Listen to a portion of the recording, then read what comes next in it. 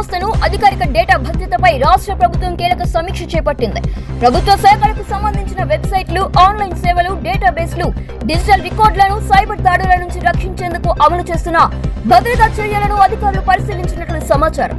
Cyber ముప్పులను ముందుగానే గుర్తించడం, అనుమానాస్పద కార్యకలాపాలపై నిరంతర నిఘా, కీలక సమాచారానికి అనాధికారిక యాక్సెస్ ను అడ్డుకోవడం వంటి అంశాలపై సమావేశంలో చర్చించినట్లు తెలుస్తోంది. ప్రభుత్వ డిజిటల్ సేవలను మరింత సురక్షితంగా మార్చేందుకు సమగ్ర సైబర్ సెక్యూరిటీ ఫ్రేమ్వర్క్ ను బలోపేతం చేయాలని ప్రభుత్వం భావిస్తోంది. భద్రతా లోపాలను గుర్తించి అవసరమైన సాంకేతిక మార్పులు చేపట్టే అంశంపైన దృష్టి సారించినట్లు సమాచారం.